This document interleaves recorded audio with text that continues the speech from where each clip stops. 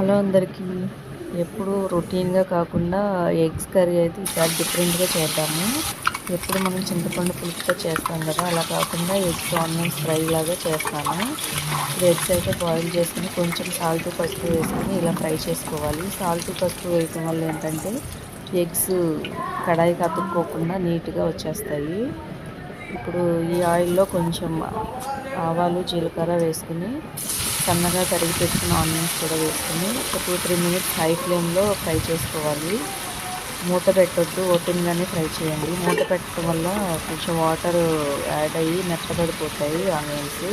ఇలా ఓపెన్గా ఫ్రై చేయండి. 2-3 మినిట్స్ అయిన తర్వాత మళ్ళీ మీడియం ఫ్లేమ్లో ఇలా కలుపుతూ ఫ్రై చేసుకోండి. 4-5 వెల్లుల్లి రెబ్బలు కూడా వేసేసి బాగా కలిపేసుకుని ఇప్పుడు ఇవన్నీ ఒక పక్కకి జరుపుకుని ఒక్క ఎగ్ వేసుకుని దాన్ని ఎగ్ పొట్టులాగా మిక్స్ చేయండి. ఇలా మిక్స్ చేసి అది కూడా బాగా ఫ్రై అయిన తర్వాత ఈ ఆనియన్స్తో కలిపేసేయండి. ఇది ఈ కర్రీకి టేస్ట్ ఇస్తుంది. చాలా చాలా బాగుంది కర్రీ అయితే. ఇప్పుడు ఇదంతా బాగా మిక్స్ చేసేసుకుని టేస్ట్కి సరిపడా సాల్ట్ కారం యాడ్ చేసుకుని మళ్ళీ బాగా మిక్స్ చేసేసుకుని అలా కలుపుతూనే ఉండాలి, అలా వదిలేయద్దు. ఇంకా దీంట్లో లాస్ట్ ఇంగ్రీడియంట్ ఏంటంటే కరివేపాకు కంపల్సరీ వేయండి. ఒక గుప్పెడు కరివేపాకు అయితే వేసుకోండి.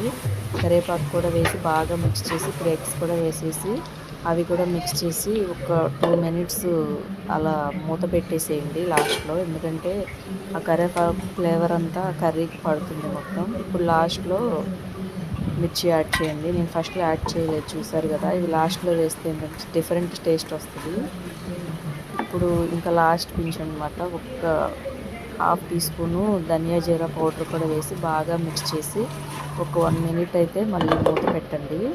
ఈ ఫ్లేవర్ అంతా కర్రీకి పట్టి చాలా బాగుంటుంది అనమాట.